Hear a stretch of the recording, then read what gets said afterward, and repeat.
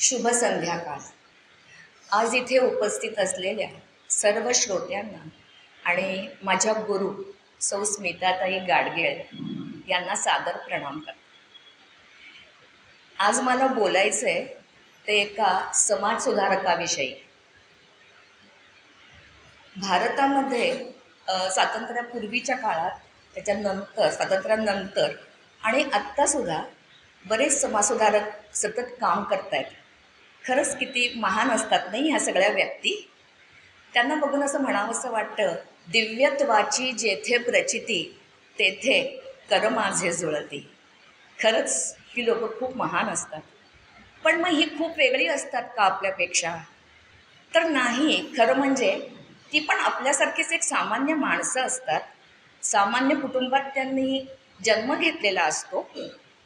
मग वेगळेपण काय? तर त्यांना ध्येयाचा ध्यास असतो. समाजाप्रती अतिशय प्रेम असतं. समाजात जे दुर्बल घटक असतात त्यांच्यावर होणाऱ्या अन्यायाची त्यांना जाणीव असते, त्याच्याबद्दल त्यांना चीड असते आणि त्यासाठी त्यांच्यासाठी लढायची ताकद त्यांच्यात असते. आणि म्हणूनच आपण त्यांना समाजसुधारक म्हणून ओळखतो. आणि हे काम करत असताना त्यांना ध्येयाचा एवढा ध्यास असतो की ते सगळी आपली ऐहिक सुख विसरून जातात. आपली गाडी हवी, बंगला हवा, पैसा हवा, संपत्ती हवी, हे सगळं सोडून देऊन ते फक्त त्यांच्या ध्येयाच्या मागे जातात. तर आज म्हटलं आता कुणाविषयी बोलावं बरं? खूप वेगवेगळी नावं डोळ्यासमोर येत होती. अगदी राजा राममोहन राय ज्यांनी सतीची प्रथा बंद केली किंवा बालविवाह त्यांनी थांबवले. त्याच्यानंतर आपले ज्योतिबा फुले ज्यांनी आपल्या सर्व जातीतल्या लोकांना शिक्षण मिळावं म्हणून प्रयत्न केला. त्यांच्या पत्नी सावित्रीबाई फुले ज्या पहिल्या महिला शिक्षिका होत्या. त्याच्यानंतर आपले बाबा आमटे, विनोबा भावे. कुणाकुणाची नावं यायला लागली. कुणाबद्दल बोलू बरं? खूप विचारांचं हे होत होतं. असं करता करता एक दोन नावं मला आठवली आणि ते होते मेळघाटामध्ये आदिवासींसाठी काम करणारे डॉक्टर रवींद्र कोल्हे आणि स्मिता कोल्हे ह्यांची निवड मी केली. आता ह्याची निवड करायचं अजून एक कारण आहे बरं का. कारण खरं तर ते साधारण माझ्याच वयाचे आहेत. त्यामुळे मी लवकर त्यांच्याशी आपण म्हणतो ना कनेक्शन होऊ शकतं. तर मला त्यांच्याबद्दल त्यामुळे जास्त बोलावं असं वाटलं की अरे मी तर इतके वर्षात काहीच नाही केलं आहे, मग ह्यांनी काय केलं आहे, म्हणून मला त्यांच्याबद्दल जास्त आत्मीयता वाटली. आणि म्हणून मी आज तुम्हाला या दोघांचा परिचय करून देणार आहे. डॉक्टर रवींद्र कोल्हे यांचा जन्म 1960 साली झाला शेगावमध्ये. छोटं गाव होतं, लहान मुलांच्यात ते वाढत होते. त्यांचे वडील रेल्वेमध्ये कारकून होते आणि आई गृहिणी होती. म्हणजे एक सर्वसाधारण सिंपल घर होतं. फार काही त्यांच्या घरात कोणी काही आशावादी खूप काही महत्त्वाचं काम केलं असं काही नाही, नॉर्मल चालू होतं. त्यांची एक इच्छा होती की मला डॉक्टर व्हायचं आहे. त्याप्रमाणे त्यांनी प्रयत्न केले आणि त्यांना नागपूरला MBBS करण्यासाठी ॲडमिशन मिळाली. शेगाव सोडून ते नागपूरला गेले. नागपूरला जेव्हा ते MBBS करत होते तेव्हा हॉस्पिटलमध्ये बरेच लोक पेशंट्स यायचे. त्यांच्याकडे त्यांचं ऑब्झर्वेशन, त्यांचा आपला अभ्यास चालूच होता. त्यांच्या लक्षात आलं की खेड्यापाड्यातनं खूप लोक घेऊन यायचे पेशंटला, पण ॲक्च्युअली जोपर्यंत ते यायचे हॉस्पिटलमध्ये तोपर्यंत खूप उशीर झालेला असायचा. आणि ज्याचा उपचार अगदी काही थोडीशी औषधं देऊन नेहमीची औषधं देऊन सुद्धा तो माणूस बरा झाला असता, असा पेशंट तिथे दगा व्हायचा. आणि डॉक्टरना त्यावेळेला फार वाईट वाटायचं की अरे हे कसं काय, म्हणजे इतकं साधा आजार होता, निमोनिया होता, वांत्या आणि जुलाबासारख्या औषधांना सुद्धा यांच्यासुद्धा आपण बरं करू शकत नाही कारण फार उशीर झाला म्हणून. तेव्हाच त्यांच्या मनात यायला लागलं की आपण काहीतरी करायला पाहिजे. त्या लोकांशी जेव्हा ते बोलले तेव्हा त्यांना कळलं की ते म्हटले, डॉक्टर आम्ही येणार कसं, तुम्ही लवकर इथे, एकतर आम्ही खेड्यात राहतो, इथेपर्यंत यायला आम्हाला आधी 30-40 किलोमीटर चालायला लागतं, बसच नाही आहे आमच्या गावात, पेशंटला आणू कसं आम्ही. आणि मग शेवटी जेव्हा फारच असं वाटतं की आम्ही आमच्या परीने जे काय उपाय करता येतील, झाडपाला, आदिवासी लोक असतात, आम्हाला जे जमेल ते आम्ही करतो, पण शेवटी जेव्हा अगदीच डोळे वाटतं तेव्हा आम्ही आणतो, पण तेव्हा खरंच उशीर होतो. त्यांच्याकडे 2 टिटॅनसचे पण पेशंट आले होते आणि इवन गर्भार बायकाच्या बाळपणाकरता त्यातल्या पण गेलेल्या बायका. तर येऊन हॉस्पिटलमध्ये येऊन ती बाई गेली. टिटॅनसचं इंजेक्शन दिलं होतं का? तर नाही. त्यावेळेला टिटॅनसचं इंजेक्शन फक्त 4 आण्याला मिळायचं, 1 इंजेक्शन. तेही दिलं जात नव्हतं. गर्भार बाईला ॲक्च्युअली 6 इंजेक्शन म्हणजे टोटल ₹1.5. जर हा ₹1.5 खर्च केला असता तर त्या बाईचा जीव तर वाचलाच असता आणि त्या नवजात बालक देखील वाचलं असतं. पण मेन तिथेच होतं, लोकांना व्हॅक्सिनेशनची आयडियाच नव्हती. म्हणजे व्हॅक्सिनेशन म्हणजे काय, लसीकरण का करायचं, त्याचा उपयोग काय, ह्या लोकांना काही त्याची कल्पनाच नव्हती. त्याचं प्रबोधन करणं फार गरजेचं वाटलं आणि हळूहळू डॉक्टरांच्या मनात जास्तीत जास्त विचार यायला लागला की आपण ह्यांच्यासाठी काहीतरी करायलाच पाहिजे. ठीक आहे, आपण कुठेतरी गाव शोधूया जिथे जाता येईल, पण काय करूया. डॉक्टरांचं वाचन भरपूर होतं. तर महात्मा गांधी, विनोबा भावे ह्यांच्या विचारांचा पगडा त्यांच्यावरती चांगल्यापैकी होता. आणि असं असताना त्यांनी एकदा डेव्हिड वॉर्नरचं एक पुस्तक वाचलं. त्याचं नाव होतं where there are no doctors. त्या पुस्तकावरती एक मुखपृष्ठ त्यांचं जे होतं, पुस्तकाचं चित्र मेन, त्याच्यावरती 2 जण असे जोडी करून एका पेशंटला घेऊन चाललेत. लांब अशी एक नागमोडी वाट आहे, शेवटी हॉस्पिटल आहे. मैलाचा दगड होता आणि त्याच्यावरती लिहिलं होतं 30 मैल. आता ह्या चालीने 30 मैल जाऊन तिथे हॉस्पिटलला येणार. हे चित्र इतकं बोलकं होतं की डॉक्टरांनी तेव्हाच निर्णय घेतला हे पुस्तक वाचल्यावर की मला त्यांच्यासाठी खेड्यामध्ये जाऊनच मला हे काम करायचं आहे. डॉक्टरांनी MBBS पूर्ण केलं आणि त्यांनी ठरवलं की आता आपण सगळीकडे भेटी द्यायच्या. त्यांनी वेगवेगळ्या अमरावती, नागपूर, अकोला अशा बऱ्याच ठिकाणी खेड्यात ते गेले. त्यांनी खूप शोध घेतला की मला कुठे काम करता येईल. असं हिंडता हिंडता ते एकदा मेळघाटामधल्या बैरागड नावाच्या गावी पोचले. त्या गावी गेल्यावर त्यांनी तिथली परिस्थिती बघितली आणि मग त्यांनी ठरवलं की हां, हीच माझी कार्यभूमी, मी इथेच राहणार. कारण खरंच त्या गावाची परिस्थिती फार वाईट होती. एकदा गाव ठरलं म्हटल्यावर ते नागपूरला परत आले.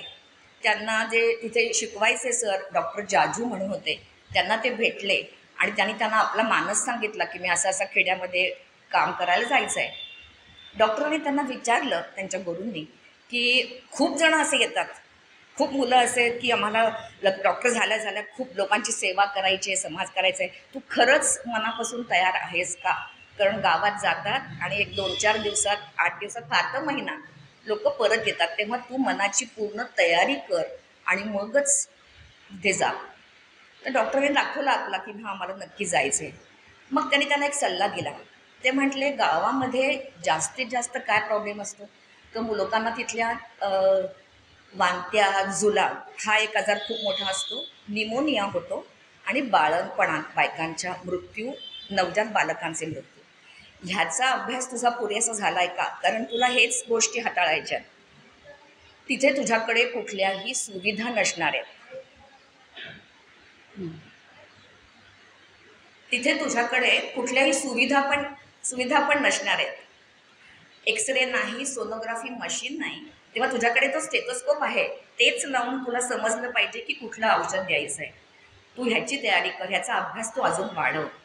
मग डॉक्टरांनी निर्णय घेतला की मुंबईला गेले. भायखळ्याला हॉस्पिटलमध्ये त्यांनी 6 महिने काम केलं आणि याच आजारांचा जास्त अभ्यास केला आणि ते बैरागडला जायला सिद्ध झाले.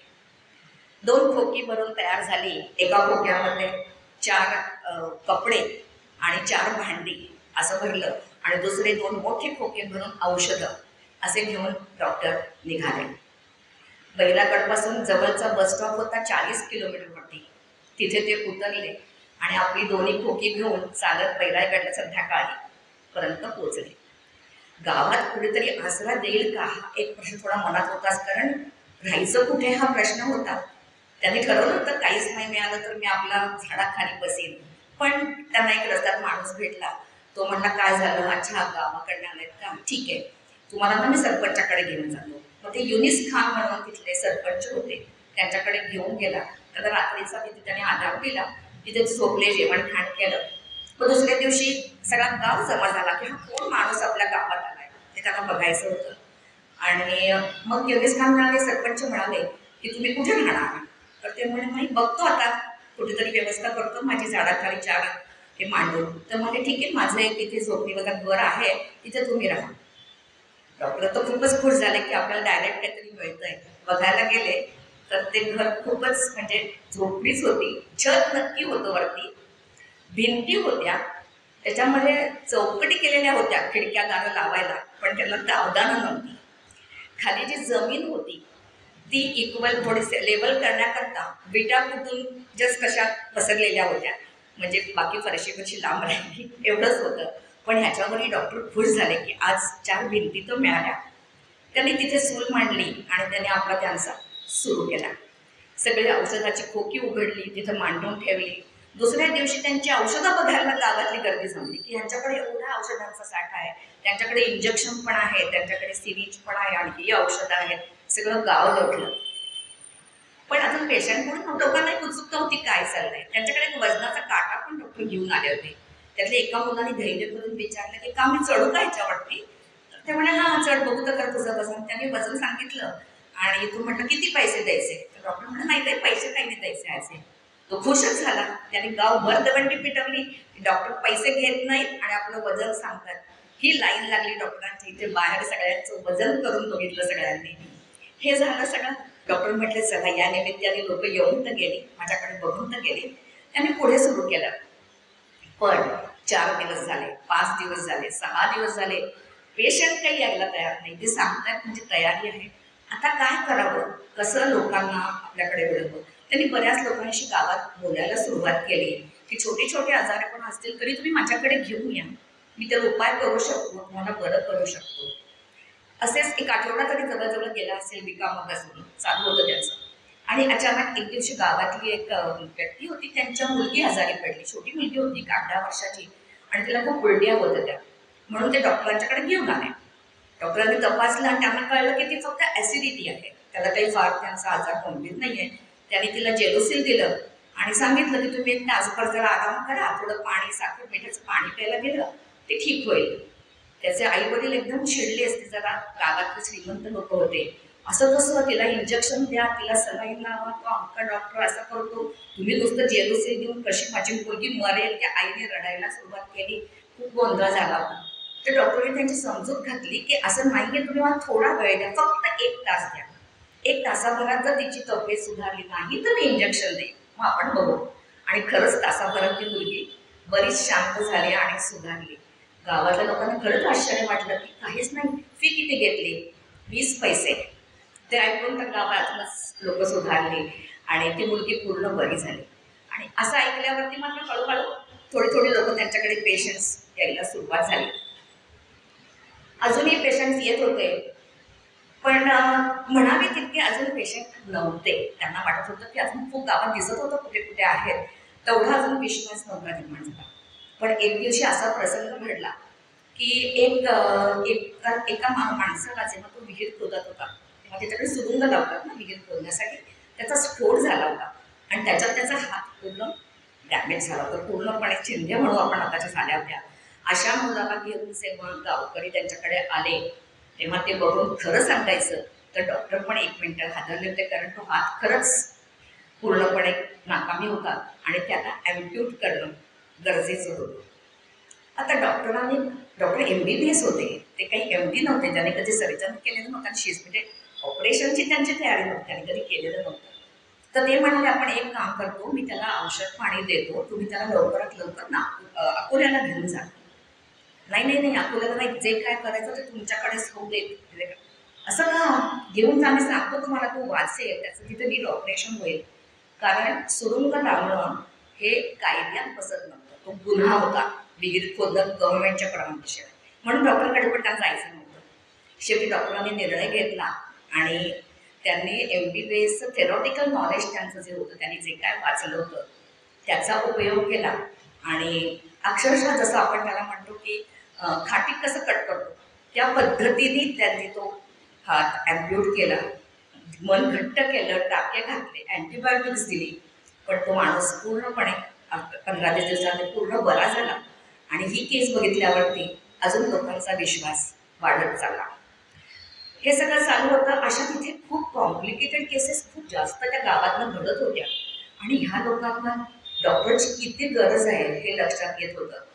दुसरी त्यांच्याकडे एक अशी केस आली होती की एक असा 12-15 वर्षाचा मुलगा होता आणि त्याला बैलांनी शिंग त्याच्या पोटात खुपसली होती. त्याचे वडीलच त्याला एक कपडा बांधून पोटावर त्यांच्याकडे घेऊन आले. कपडा काढल्यावरती बघण्यात जे जे दृश्य असतं ज्याने डॉक्टर सुद्धा हादरला, कारण त्याची आतडीच बाहेर आलेली होती. इतकं त्या बैलाने त्याला हे केलेलं होतं.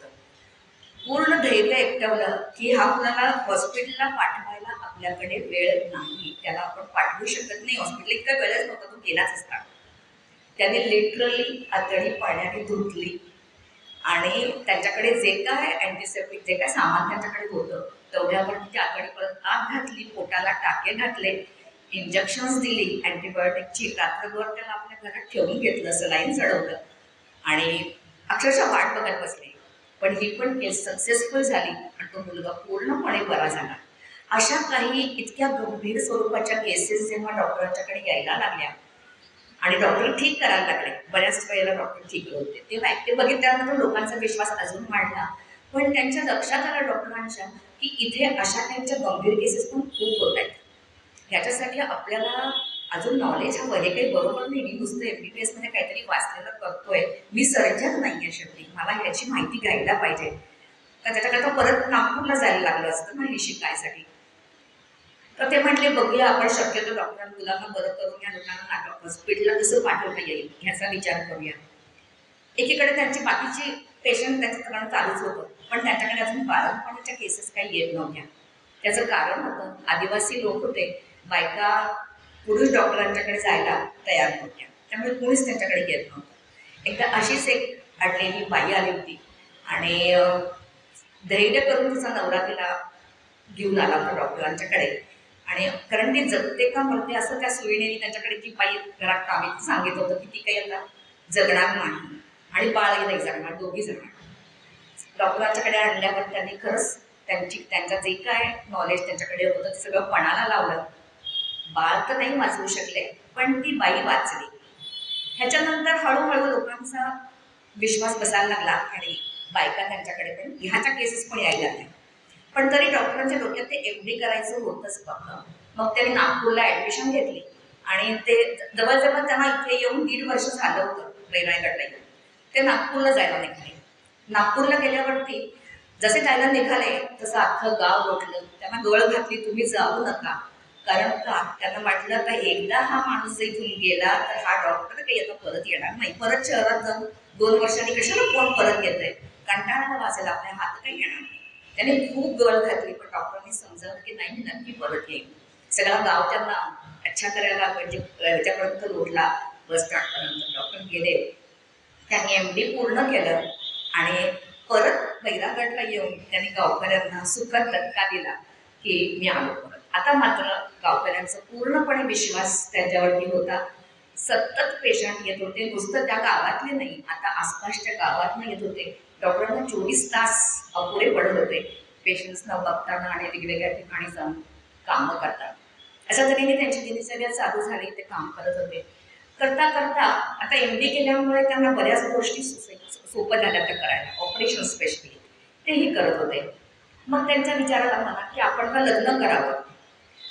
तर त्यांनी मुली बघायला सुरुवात केल्या, पण मुलगी तयार कशी होणार, इतक्या छोट्या खेड्यात घेऊन लग्न करायला कोणी तयारच नव्हतं.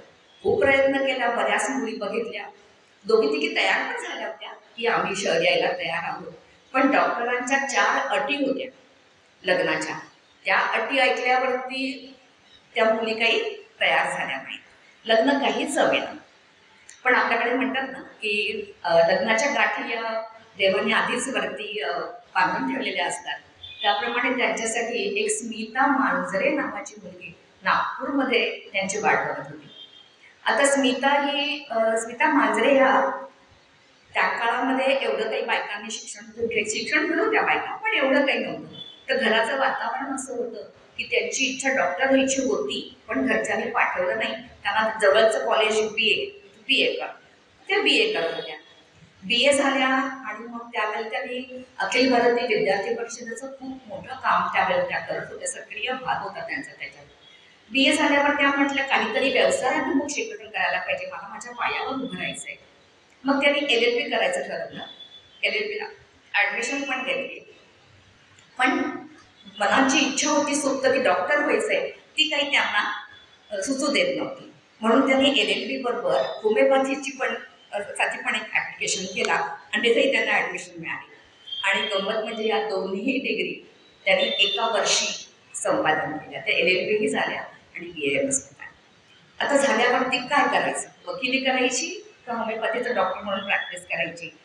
त्यांची इच्छा डॉक्टरीची असल्यामुळे त्यांनी डॉक्टरचेच काम करायचं ठरवलं. छोटीशी एक जागा घेतली आणि सुरू केली. आणि त्यांच्याकडे बघता बघता एवढे पेशंट यायला लागले, त्यांच्या हाताला खूप गुण होता. इतके पेशंट त्यांच्याकडे वरचेवर येत होते आणि लवकरच त्यांचं बसताना छान बसलं नाही. त्याला झेपेना म्हणून त्यांनी एक मदतनीस मुलगी सुद्धा ठेवली त्यांच्याबरोबर, जी त्यांना या सगळ्या कामाला मदत करेल. संध्याकाळी अक्षरशः दोघीजणी पैसे मोजता मोजता थकून जायच्या, एवढा पैसा पण त्यांना मिळायला लागला. त्यांची सुद्धा एकदम राहणी बदलून गेली. छान जुळजुळीत साड्या नेसायला लागल्या, उंच टाचीच्या चपला, स्लीवलेस ब्लाऊज, केस, सगळाच त्यांचा ॲपिअरन्स बदलला. त्याने स्वतःसाठी एक दुचाकी गाडी घेतली, त्याच्यावर त्या त्यांच्या दवाखान्यात जायला लागल्या. एकंदर काय तर छान सुखा आपण जसं सक्सेसफुल टाईप होतं. पण त्यांचं पण काहीतरी कारणाने लग्न जमत नव्हतं. बरेच पेशंट आणि बरेच मुलगे बघितले होते, काही ना काही कारणाने त्यांचं फिसकटत होतं. असे बरेच दिवस त्यांचे चालू होते. त्यांचं वाचन खूप होतं. असंच वाचता वाचता सेम विनोबा भावे, महात्मा गांधी जसं डॉक्टरांचं होतं तसं त्यांचं पण त्यांच्या विचारांचा पगडा त्यांच्यावरती होता.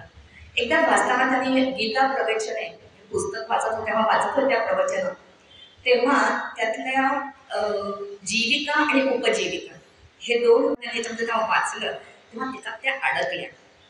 किंवा माझा स्वधर्म कोणता, मी काय करायला पाहिजे, ह्या प्रश्नाने त्यांना इतकं ढवळलं की त्या विचार करायला लागल्या. त्यांना खूप अस्वस्थता आली की मी आता काय करू. मला काहीतरी हे नको, सगळं मी जे काय पैसा कमावते गाडी हे मला नको, मला काहीतरी वेगळं करायचं आहे. मग काय करू. पण मार्गच सापडत नव्हता की मी वेगळं काय करू. डॉक्टर की तुम्ही करतेच आहे, काय करू काय करू, त्यांना काही सुधरत नव्हतं. आणि तेव्हाच त्यांच्या मित्र दोघांच्या कॉमन फ्रेंड्सने हे डॉक्टर कोल्ह्यांचं स्थळ त्यांना सुचवलं. आणि पण ते म्हटले की एक काम कर, तू आधी त्यांच्या 4 अटी नीट लक्षात घे आणि मग पुढे जा. त्या 4 अटी कुठल्या होत्या. तर त्यांची पहिली अट अशी होती की तुमचा जो संसार आपला जो चालणार आहे तो 400 रुपयामध्ये 1 महिना पूर्ण संसार करता आला पाहिजे. आता 400 रुपये का, तर डॉक्टर एका रुग्णाकडनं दरवेळेला फक्त 1 रुपया म्हणून त्यांची फी ते चार्ज करायचे आणि त्यांना ॲव्हरेज 400 पेशंट्स मिळायचे महिन्याला, म्हणून 400 रुपयात तुला संसार करता आला पाहिजे. दुसरी अट होती रजिस्टर लग्न करायचं आणि लग्नाचा खर्च फक्त 50 रुपये करायचा. आता 50 रुपये का, तर त्यावेळेला लग्न रजिस्टर करायला 50 रुपये फीस गव्हर्नमेंटची द्यायला लागायची, म्हणून लग्न खर्च 50, कुणालाही बोलवायचं नाही. आणि ही त्यांची होती दुसरी अट. तिसरी अट होती 30 ते 40 किलोमीटर चालायची तयारी पाहिजे, कधीही चालायची तुमची तेवढी तयारी पाहिजे. आणि चौथी अट होती की तुमची भिक्षा मागायची तयारी पाहिजे. भीक नाही म्हणायचं, भिक्षा. का, तर गावामध्ये आपण किती मिनिमम पैसे यांच्याकडनं घेतोय, पण पैशाची गरज खूप लागेल, तर ती मागण्यासाठी आपल्याला लोकांच्याकडनं थोडे पैसे मागायला लागतील, तेव्हा त्याची तुला लाज वाटता कामा नये ही भिक्षा मागायची. ह्या 4 अटी त्यांच्या होत्या. त्यांनी बराच विचार केला आणि शेवटी त्या तयार झाल्या त्यांच्या या सगळ्या 4 अटींना. आणि या दोघांचं लग्न पार पडलं. लग्नाच्या आधीच विद्यार्थ्यांनी त्यांच्या सगळ्या उंची साड्या, दागिने, पैसे सगळं मैत्रिणींच्या बहिणींच्या सगळीकडे वाटून टाकलं. त्यांच्याकडे जे काय पैसे होते ते FD मध्ये ठेवले आणि 4 साध्या सुती साड्या ब्लाऊज खरेदी केल्या आणि या दोघांची बरात वैरागडला निघाली. बसमधनं आपल्या लाल डब्याच्या निघाले दोघं जण. तिथे पोचले आणि उतरल्यावरती चालणं भागच होतं. दोघं चालत चालत 40 किलोमीटर पार करून अंतर वैरागडला पोचले. पहिल्या दिवशी गावातला एक गणी सेठ म्हणून होता, त्यांना जेव्हा कळलं की लग्न करून हे येत आहेत, तर ते म्हणजे रात्री आज आमच्याकडे राहा डॉक्टर, तुमच्या घरात काही काही कुठले कुठले प्राणी असू शकतील, तर तुम्ही रात्री तिथे जाऊ नका, आज इथे. म्हणून ती रात्र त्याने तिथे काढली. दुसऱ्या दिवशी स्मिताताई जेव्हा त्यांचं घर बघायला गेल्या, जरी मनाने खूप कल्पना केलेली होती तरी ते सगळं बघितल्यावर जरा त्यांना कांगारायलाच झालं. आता सुरुवात कुठून करायची, तर चूल पेटवायची होती. स्वयंपाक करायचं म्हणजे चूल पेटवून आलं. 3 दगड दिसले, थोड्या काटकुटक्या जमा केल्या, चूल पेटवायचा प्रयत्न केला, एवढा धूर झाला काही पेटेना. आता विचार करा ही 1989-90 सालची गोष्ट आहे, जेव्हा आपल्या सगळ्यांच्याकडे गॅस होता, मिक्सर होते. आपण सगळ्या तशाच त्या नागपूरमध्ये वाढलेल्या होत्या. चूल स्टोव्ह वगैरे लांब राहिलं, गॅसची सवय झालेली होती लोकांना, त्यामुळे चूल पेटवणं फार त्यांना जड गेलं. पण तिथल्याच एका बाईच्या मदतीने त्यांनी कशी कशी ती एकदा चूल पेटवली. घरामध्ये नळ नाही, विहिरीवरनं पाणी आणायचं, नदीवर जायचं कपडे धुवायला, आंघोळीला. वीज नाही, कुठलंही एक गावात दुकान जीवनावश्यक वस्तू मिळण्यासाठी बाकी कुठल्या वस्तूचा संबंधच नव्हता काही तिथे मिळायचा. असा नन्नाचा पाढाच मोठा होता, हे नाही ते नाही ते नाही. घरामध्ये आपण सांगितलं होतं, पण या स्मिताताई यायच्या आणि डॉक्टरांनी ऍटलिस्ट त्या खिडक्या तरी थोड्याशा बंद करून घेतल्या होत्या, कवाडं बंद केली होती. हळूहळू स्मिताताई कामाला लागल्या, सुरुवात करायला लागल्या. त्यांना स्वयंपाक त्यातलं काहीही येत नव्हतं. आणि जेव्हा त्यांनी डॉक्टरांना सांगितलं होतं ना तिकडे नागपूरला की अरे मला स्वयंपाक येत नाही बरं का, तेव्हा ते म्हटले की अगं मला तो पुरणपोळीचा स्वयंपाक येतो, तू काही काळजी करू नको, तुला मी शिकवीन. इथं आल्यानंतर डॉक्टरांना 1 मिनिट सुद्धा फुरसत नव्हती. आल्यापासून जे पेशंट त्यांच्याकडे लागले होते इतके कोण ना कोण येत होते, कधी विचारणार काय करू. पुरणपोळी लांब राहिली, सध्या चहा पाणी पोळी सुद्धा करायला त्यांना कोणी मदत करत नव्हतं. तशाच त्या धडपडत शिकवत होत्या. हळूहळू गाळावर विहिरीवरून पाणी आणायचं, शेणाने घर सारवायचं, अशा गोष्टी त्या शिकल्या आणि कामाला लागल्या. झालं असं करता करता 15-20 दिवस झाले. आता स्मिताताईंना वाटतं की हा आता मला माझ्याकडे पेशंट यायला पाहिजेत, मला डॉक्टरकी करायची. त्यांनी सुरू केलं. पण परत तोच प्रश्न, बाईकडे कोण जाणार ना, बाई डॉक्टर आहे, कोण जाणार, कोणी येतच नव्हतं त्यांच्याकडे. असेच बरेच दिवस गेले. त्यामुळे शेवटी त्यांनी ठरवलं की डॉक्टरांच्या बरोबर जिथे जिथे डॉक्टर जातील तिथे तिथे त्यांच्याबरोबर ती जायचं, म्हणजे लोकांना कळेल की हिला पण काहीतरी येत आहे. असं ते डॉक्टरांच्या बरोबर जात राहिल्या, करत राहिल्या. तरी काही परिणाम नाही. महिना झाला, 1.5 महिना ओलायला. पेशंट डॉक्टर नाहीत म्हटल्यावर मागच्या पावली पळून जायचे, कोणी आत यायचंच नाही. पण एकदा असं झालं की डॉक्टर खूप लांबच्या गावाला काहीतरी गेले होते आणि तेव्हा असाच एक पेशंट, त्या मुलाला 20-22 वर्षाचा मुलगा होता, वाघाने अक्षरशः फाडून खाल्लं होतं. जेव्हा त्याला ते घेऊन आले तेव्हा स्मिताताईंनी तर होमिओपॅथीचे डॉक्टर होते, त्याने तर एवढं काही बघितलेलं नव्हतं खरं म्हणजे. पण गांभरल्या त्या की आता काय करायचं. परत सगळं गिरवलं की हाच एक चान्स आहे मला, डॉक्टरांना काम करताना पाहिलंय. आणि त्यांनी म्हटलं की आपण ह्यांना टाके घालून बरं करायचंच, कारण एवढा वेळ त्यांच्याकडे नव्हता की हॉस्पिटलला पाठवता येईल त्यांना. त्याने त्याच्या जखमा धुतल्या. 7 ते 8 तास सलग पाणी देखील न पिता त्याने त्याची पूर्ण सेवा केली, त्याला टाके घातले. टोटल 400 टाके त्यांनी त्या मुलाला घातले होते. अँटीबायोटिक दिली. दुसऱ्या दिवशीपर्यंत डॉक्टर आले, त्यांनी विचारलं काय दिलं काय नाही, सगळं ठीक होतं आणि तो मुलगा वाचला. हे झाल्यावर मात्र लोकांचा हळूहळू विश्वास व्हायला लागला. बाळंतिणीच्या केसेस उलट्या हळूहळू स्मिताताईंच्याकडे जास्त यायला लागल्या. कारण अजून एक अशीच एक केस आली होती, ज्याच्या वेळेला डॉक्टर नसताना ती केस आली. तर त्या जेव्हा बघायला गेल्या तर ते दृश्यच इतकं भयंकर होतं की बाळाचा फक्त हातच बाहेर आलेला होता आणि तो पूर्ण काळा पडला होता. याचा अर्थ बेबी आतमध्ये जिवंत नव्हतं, हे त्यांना तेव्हाच कळलं होतं.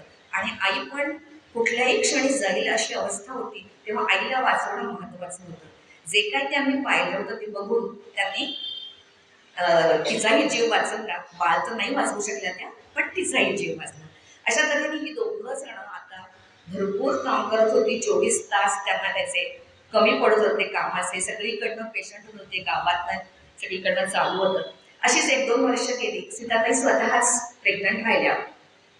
आता प्रश्न आला की डिलिव्हरी कुठे करायची, कारण त्यांची आई त्यांना नागपूरला बोलवत होती, पण त्या काही म्हटलं नाही मला इथेच करायची डिलिव्हरी, डॉक्टरांच्याकडेच करणार हट्टाने. त्या म्हटल्या डॉक्टरही तयार झाले की इथल्या गावातल्या सगळ्या बायका जर इथे करतात तर मी पण इथेच राहायला पाहिजे ना. तर त्या तिथेच राहिल्या. 9 महिने पूर्ण झाले, त्यांना कळा सुरू झाल्या. पण त्यांना खूपच कॉम्प्लिकेशन्स त्यांची वाढली. नॉर्मल केसमध्ये 12 ते 18 तासामध्ये डिलिव्हरी होते. 36 तास व्हायला आले, पण होतच नव्हतं.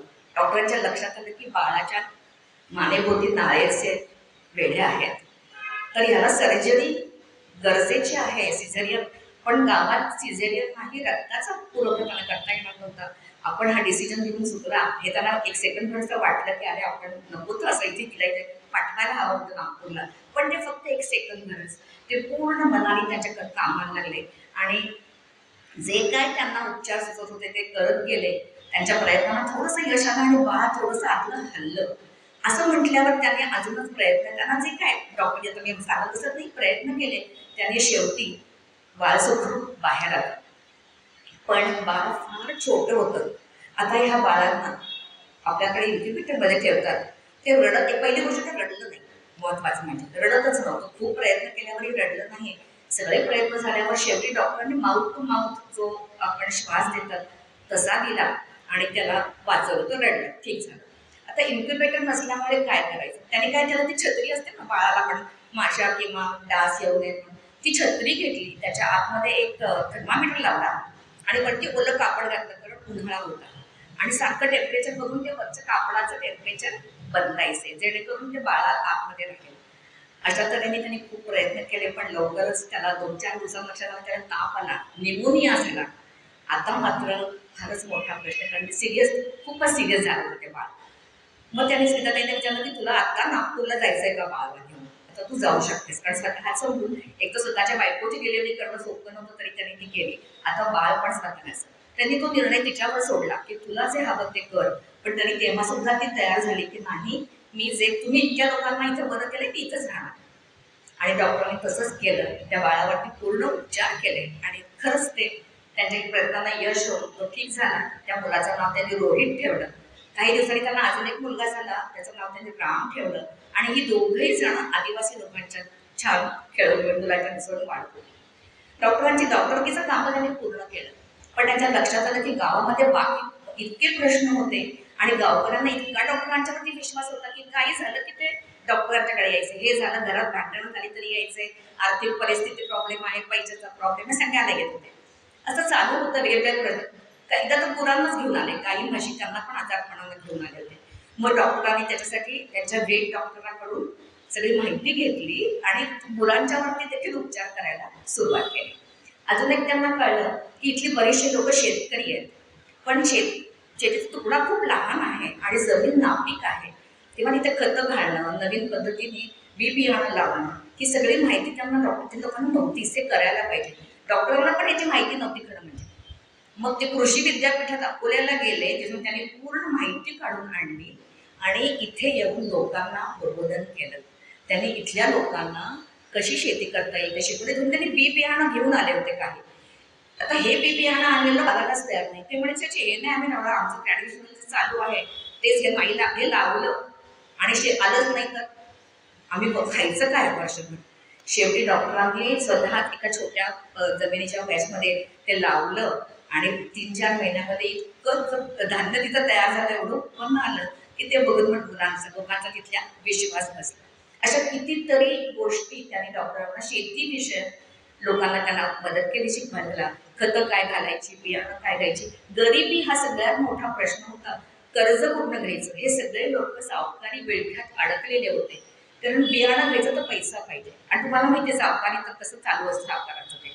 बँका होत्या, गव्हर्नमेंटच्या एवढ्या स्कीम्स होत्या, पण यांच्यापर्यंत पोचायलाच कोणी तयार नव्हते ना. कळणार कसं या लोकांना? त्यावेळेला अशी स्कीम होती की स्वतःच्या शेतात राबल्याबद्दल 5 रुपये गव्हर्नमेंट, म्हणजे अजूनही आहे ही स्कीम, 5 रुपये मजुरी मिळते त्या माणसाला. किंवा विहीर खोदायला किंवा ट्रॅक्टर घ्यायला, पंप बसवायला 20,000पासून 1,00,000पर्यंत कर्ज मिळतं. पण बँकेत जाऊन व्यवहार करणं त्या लोकांना शक्यच नव्हतं, शिकलेलेच नव्हते. 1-2 प्रयत्न पण केला, पण जेव्हा त्यांनी मार्चमध्ये वगैरे टाकला असेल ऍप्लिकेशन, मिळायला लोन उजळला ऑक्टोबर-नोव्हेंबर. तोपर्यंत शेतीचा काळ संपला होता. मग डॉक्टरांनी बऱ्याच अधिकाऱ्यांना, सरकारी अधिकाऱ्यांना भेटून माहिती काढून गावातल्या लोकांना सांगून त्यांना बरीच लोन मिळवून दिली आणि हळूहळू शेतकरी त्यांचं लोकांचं सुधारायला लागलं. असे खूप प्रश्न त्यांनी सोडवले आणि करता करता त्यांनी लक्षात आलं की प्राथमिक आरोग्य केंद्र सगळीकडे आहेत, बाकी नागपूर, अमरावती सगळीकडे, ह्याच गावात नाही आहेत. त्याचा त्यांनी पाठपुरावा केला आणि गावामध्ये प्राथमिक केंद्र सुरू झालं. ते सुरू झाल्यावरती ह्यांचा थोडासा डॉक्टरकडचा जरा भार कमी झाला, कारण अजून एक कोणीतरी आलं, त्या अजून गोष्टी त्यांना करायला वाव मिळाला. गावामध्ये रामनवमीचा उत्सव खूप मोठ्या प्रमाणात तिथे साजरा व्हायचा. पण तिथे उत्सवामध्ये एक कोंबड्या किंवा बकऱ्यांचा बळी द्यायच्या फार एक वाईट प्रथा तिथे आपण अशी होती की नवस बोलायचे लोक. आणि काय करायचे तर मी आज काय 10 कोंबड्यांना बळी देणार, उद्या काय 10 बोकडांना देणार. आणि हे सगळं रामनवमी नंतर येणाऱ्या एकादशीच्या दिवशी सगळे लोक डोंगरावर जायचे आणि तिथे अक्षरशः खच पडायचा, रक्ताचं पाठ व्हायचे. ही अतिशय वाईट प्रथा त्यांना सीताताई म्हटले ही आपण काही करून बंद केली पाहिजे.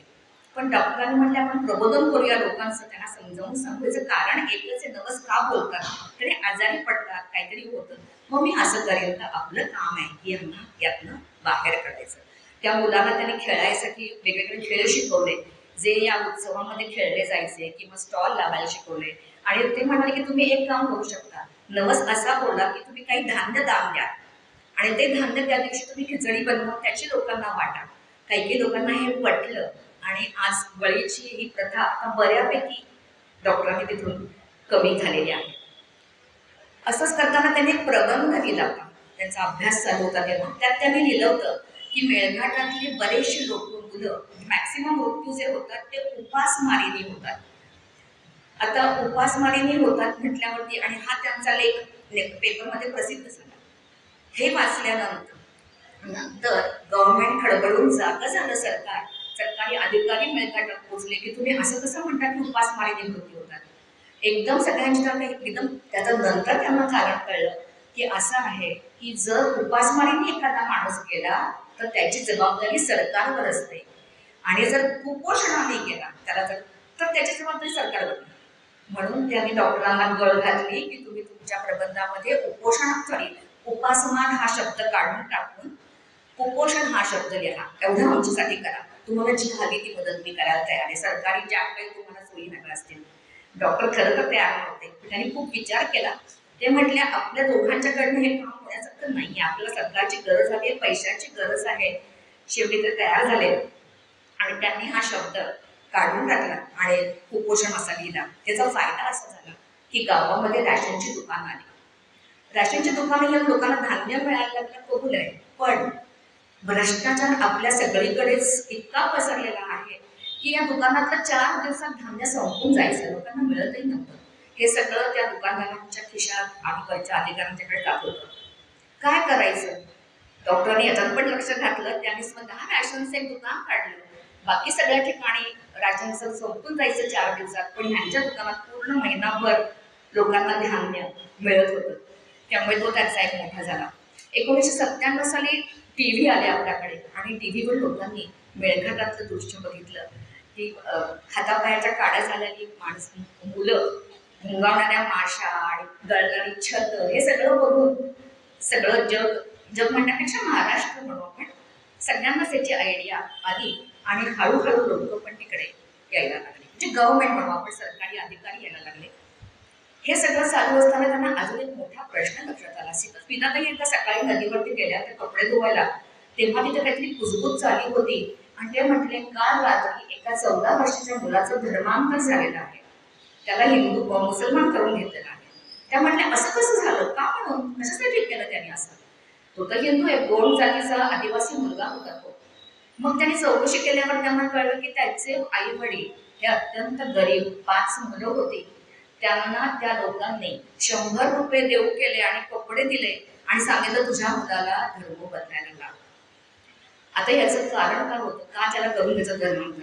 तर त्यांच्या धर्मामध्ये असं आहे की समजा एखाद्या मुस्लिम माणसाने लग्न हिंदू मुलीशी केलं तर तिचा तर धर्म बदलायचा, तिने लग्न केलं. त्यांना जी मुलं होती ती मुलं त्यांची लग्न जेव्हा होतील तेव्हा खानदानी मुस्लिम घरात त्यांना देता येणार नाही, का तर हे पाप नाही. मग ह्याचं प्रायश्चित्त कसं घ्यायचं? प्रायश्चित्त घेण्यासाठी एका हिंदू मुलाला मुस्लिम करायचं, हा त्यांचा नियम. कमालाचे म्हणजे मुलीला केलंच तुम्ही शिवाय मुला. आणि असं एक कपल तिथे होतं की ज्यांनी लग्न केलं होतं हिंदू मुलीशी, त्यांना हे सगळं बंद करायचं होतं, म्हणून त्या मुलीशी त्या मुलाला त्यांनी हे केलं होतं. आता हे जेव्हा कळलं तेव्हा स्मिताताई म्हटल्या आपण याच्या विरुद्ध काहीतरी करायलाच पाहिजे, धर्मांतराविरुद्ध. आपण त्यांना परत हिंदू करून घ्यायचं. डॉक्टर त्यांना नाही म्हणत होते. ते म्हटले हा मुद्दा फार मोठा आहे, हे फार पेटेल, दंगल होऊ शकते, काही होऊ शकतं. कारण गावात 60% मुस्लिम लोक होती आणि तीही श्रीमंत होती, बाकी आदिवासी काम गरीब लोक होती. तर काय करूया? पण स्मिताताई हट्टालाच पेटल्या. तर त्या म्हणतात नाही, हा प्रश्न आपण सोडवायचाच. मग त्याने आयडिया केली, त्यांनी न्यूजपेपरमध्ये वर्तमानपत्रात लिहून दिलं की ज्या कुठल्या संस्था धर्मांतरासाठी परत त्याला हिंदू करण्यासाठी जे कोणी पंडित असतील, काही समाजसेवी संस्था असतील, त्यांनी इथे यावं आणि या मुलाला परत आपल्या धर्मामध्ये येण्यासाठी मदत करावी. ह्याला त्यांना एवढा रिस्पॉन्स मिळाला. लगेचच आपल्या विश्व हिंदू परिषद, अखिल भारतीय विद्यार्थी परिषद आणि कितीतरी लोकांनी त्यांना हे केलं, अप्रोच केलं आणि त्यांनी एक तारीख ठरवली की ज्या तारखेला ती लोक तिथे येतील गावात. कारण डॉक्टर म्हटले या गावातच त्याला परत हिंदू करून घ्यायचंय, बाहेर नाही, लोकांना कळलं पाहिजे. त्या दिवशी पहा सकाळी जवळजवळ 2,500 ते 3,000 आपली लोक लाठ्या काठ्या घेऊनच ते आले होते, कारण चिडलेले होते असं कसं धर्मांतर होतं म्हणून. डॉक्टरांच्या इथे बाहेर उभे होते, पंडित आले होते त्यांना हिंदू करून घेतात. त्याच वेळेला जेव्हा मुसलमानांना कुणकुण लागली होती तेव्हा तीही लोक अक्षरशः तलवारी घेऊन तयार होती. म्हणजे कुठल्याही क्षणी छोटी जरा काहीतरी चूक झाली असती तर खरंच रक्ताचे पाठ वाहिले असते, काहीही होऊ शकलं असतं. पण डॉक्टरने त्यांचं पूर्ण कौशल्य पणाला लावलं आणि अक्षरशः रक्ताचा एक थेंबही न जाऊ देता सगळ्या दोन्ही पक्षाशी बोलून शांतपणे धर्मांतर पार पाडलं. तेव्हा डॉक्टरांनी ह्या मुद्द्याला सुद्धा तिथे हात घातला, धर्मांतराच्या मुद्द्याला. तिथे बायकांच्यावर खूप अत्याचार व्हायचे. जेव्हा हे बघितलं लोकांनी तेव्हा बायका त्यांच्याकडे गेल्या की आम्हाला पण खूप प्रॉब्लेम येतो. काही वेळेला तर हे लोक अक्षरशः पदराला हात घालतात किंवा एखाद्या हिंदू मुलीला पळवून घरात नेतात आणि त्या मुलीचं आम्हाला नख सुद्धा बघायला मिळत नाही. हे असं पूर्वी घडलंय. हे जेव्हा त्यांनी ऐकलं त्यामुळे तुम्ही गप्प कशाला बसता मुली, तुम्ही पोलीसकडे कंप्लेंट करा. त्यामुळे पोलीस घेत नाही. स्मिताताई स्वतः असं जेव्हा घडलं तर 2 मुलींना घेऊन पोलीस स्टेशनला गेल्या. नेहमीप्रमाणे पोलीस केस दाखल करून घेत नव्हते. ते म्हणजे तुम्हाला काय पडलीये, तुम्ही डॉक्टर की करा, तुमचा काय संबंध आहे याच्याशी. खूप लोक इन्व्हॉल्ड आहेत असं तसं त्यांनी बऱ्याच गोष्टी ऐकवल्या त्यांना. पण त्या जिद्दीलाच पेटल्या. कलेक्टरकडे जाईन, मी पोलीस कमिशनरकडे जाईन, खूप त्यांना हे केलं आणि शेवटी त्याने आता केस लिहून घेतली आणि त्या 2 मुलींना न्याय मिळाला. त्याचा फायदा असा झाला की गावातल्या 2 मुलांना जेव्हा 2 लोकांना जेव्हा शिक्षा झाली कोर्टामध्ये शिक्षा दिली गेली आणि ते कैदेत गेले, त्याच्यानंतर थोडंसं लोकांचं प्रमाण कमी झालं की हा कुठेतरी आवाज उठवत आहे. बायकांनाही त्याच्यामुळे खूप बरं वाटलं. टंकल टवाळी करणं गावातली जरा कमी झाली. अशा बऱ्याच योजना त्यांनी केल्या. सगळीकडेच ते काम करत होते. इव्हन वीटभट्टी, लोक काही मजुरी करण्याकरता वीटभट्टीत जात होते लांबच्या गावांना, तर डॉक्टरांनी वीटभट्टीच गावात बांधण्याची ठरवली आणि वीजभट्टी बांधली आणि लोकांना मजुरी तर दिलीच आणि ज्या विटा तयार झाल्या त्यांनी शौचालय बांधण्यासाठी त्यांना वीटभट्ट्या उपलब्ध करून दिल्या.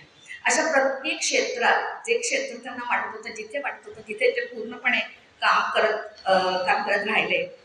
बऱ्याच ठिकाणी बांधारे बांधायची गरज होती नदीला की पाणी लोकांना मिळावं. असं करता करता 1997 साली स्मिताताईंना उपसरपंचपदी म्हणून त्या निवडून आल्या. ते आल्यावरती मात्र त्यांना थोडीशी पॉवर पण मिळाली. त्यांनी बरेच प्रयत्न करून घराघरात नळ आणले, वीज आली घरामध्ये.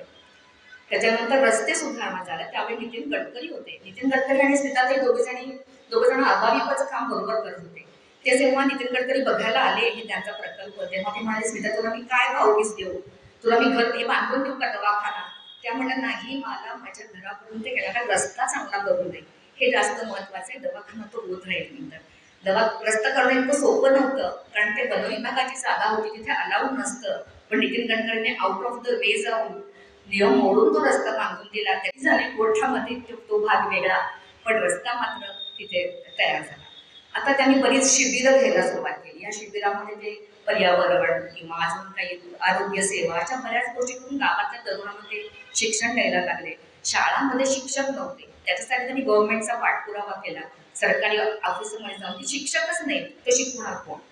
कारण लोकांना तिथे अक्षरशः काळ्या पाण्याची शिक्षा वाटायची शिक्षकांना. तिथं नोकरीची जर बदली झाली तर 50% 60% लोक यायचीच नाहीत आणि एखाद 2 कोणी आला तर 4थ्या दिवशी तो शिक्षक पळून जायचा.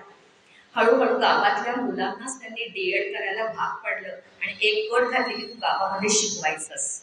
आणि अशा तऱ्हेने शिक्षण क्षेत्रात पण त्यांनी बरीच प्रगती केली. शिबिरं चालूच होती. आता हळूहळू काय झालं, सगळ्या महाराष्ट्रावर मेळघाटाची ख्याती पसरली आणि बरेच NGOज कामाला यायला लागले. आज मेळघाटामध्ये 300 गावं आहेत आणि 350 NGOज तिथे काम करतात. आता हे लोक सगळे जे येतात कामाला ते खूप वेळांना मदत घेऊन येतात, धान्य घेऊन येतात, कपडे. इव्हन आपण पण करतो दिवाळीच्या सुमारास आपण बघतो मेळघाटाच्या लोकांसाठी मदत करा. पण ना डॉक्टरांना ह्या दोघांना हे पसंत नाही आहे. त्यांचं म्हणणं अशी फुकट मदत त्यांना करू नका, त्यांना आत्मनिर्भर करा, त्यांना व्यवसाय द्या, सोयी द्या, सुविधा द्या, जेणेकरून ते आपल्या पायावरती उभं राहतील. आणि हेच आमचं कर्तव्य. तुम्ही त्यांना नुसते पैसे वाटू नका. म्हणून ते ह्याच्या सगळ्याच्या अगेन्स्ट आहेत. खाऊ वाटणे, नाही वाटणे, त्यांना ते खरं तर पसंत नव्हतं. सरकारच्या मागे लागून त्यांच्या स्कीम त्यांना समजावून सांगा, त्यांना बाकी मदत करा, असं त्यांचं आहे. आणि मला वाटतं हेच योग्य आहे की त्यांना असं आत्मनिर्भर केलं पाहिजे. त्यांनी असं करता करता गजानन महाराजांचे जे ट्रस्ट आहे शेगावला, त्यांनी डॉक्टर कोल्यांना मदत केली. शेगावचेच आहेत डॉक्टर. तर त्यांनी सांगितलं तुम्ही जे शिबिरं घेता ना, त्या शिबिरासाठी तुम्हाला आम्ही एक बिल्डिंग बांधणार. डॉक्टर पुण्यावर घ्यायचं, झाडाखाली शिबिरं घ्यायचे. 500-500 मुलं यायची गावातनं शिकायसाठी, पण अक्षरशः उघड्यावरती होत होतं. तर त्यांनी त्यांना एक बिल्डिंग बांधून दिली आहे आज. त्याच्यामध्ये 2 मोठे हॉल आहेत, स्वच्छतागृह आहेत, आणि शिवाय दर प्रत्येक मुलाला 15 रुपये खायचा खर्च म्हणून पण शेगावचे ट्रस्ट उचलतं. अदरवाईज हा सगळा खर्च डॉक्टर स्वतःच्या पैशातनं, जे काय शेतीचं उत्पन्न होतं, जे काय त्यांच्याकडे त्यातनं ते करत होते.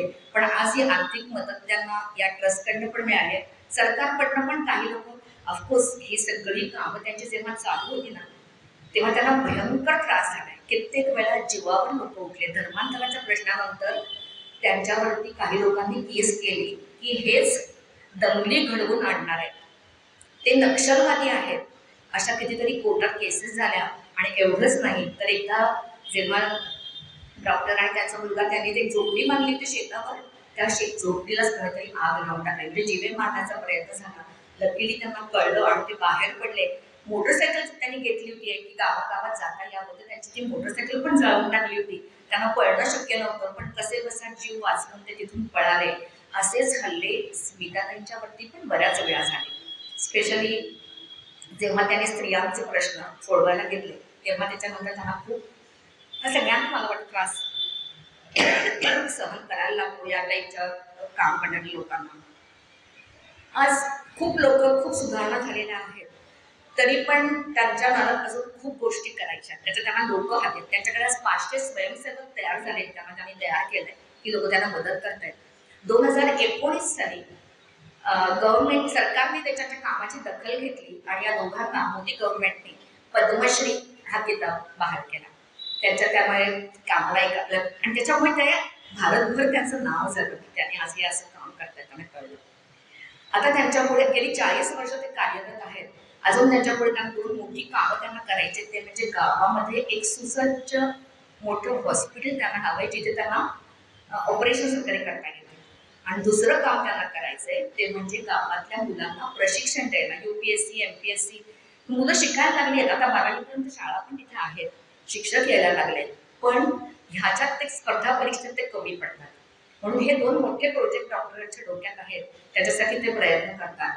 आजही मेळघाटमधली परिस्थिती फारशी चांगली नाही आहे. आजही खूप लोकांना गरज आहे. कालच्या का परवाच्या पेपरला महाराष्ट्र टाइम्सला होतं, अजूनही अंधश्रद्धा इतकी तिथे आहे. आम्हीच पण लोक काही तिथे गेले होते त्यांच्या कामासाठी. तर खूप लोकांची गरज आहे. खूप लोकांनी त्यांना मदत करणं गरजेचं आहे. बैरागड आणि त्याच्या आसपासची काही गावं मात्र डॉक्टरांनी खूप सुधारली आहेत आणि त्यांचं आपण कौतुक करू तेवढं खरंच थोडं आहे. आज हे बोलले दाम्पत्याची 2ही मुलं, मोठा जो आहे रोहित, तो शेतीचा त्यात खूप इंटरेस्ट असल्यामुळे त्याने शेतीमध्येच डिग्री घेतली आहे आणि तो शेतात सध्या काम करतो. त्याने पिकवलेली कलिंगडं इतकी चांगली आहेत की ती अमरावतीला ते चांगल्या तऱ्हेने तो विकतो. आसपासच्या लोकांना घेऊनच तो शेती करतोय. धाकटा मुलगा डॉक्टर होतोय. या दोघांनाही आपल्या आई वडिलांसारखंच काम पुढे चालू ठेवायचंय. मला वाटतं की त्यांची खरंच त्यांनी दिलेली शिकवण आहे की त्याच्यामुळे त्यांची 2ही मुलं आज शिकवून सवरून त्यांना मदत करायला तयार. तर हे सर्व त्यांचं जे घडलं, डॉक्टरांचं हे दोन्ही केलं, ते त्यांच्यामध्ये असलेल्या ध्येयाचा ध्यास, निष्ठा, कामाप्रती निष्ठा, त्याच्यानंतर अनन्यसाधारण त्याग आणि असीम धैर्य, ह्या गुणांमुळे आज ते इथपर्यंत त्यांनी काम केलंय. आणि खरंच डॉक्टर रवींद्र कोल्हे आणि स्मिता कोल्हे यांना माझे शतशः प्रणाम. त्यांच्याकडनं मला खूप शिकावं असं वाटतंय. आपण सगळेच त्यातून शिकू शकतो. आणि मी परत एकदा म्हणेन, दिव्यत्वाची जेथे प्रचिती तेथे कर माझे जोड. धन्यवाद सर्वांना.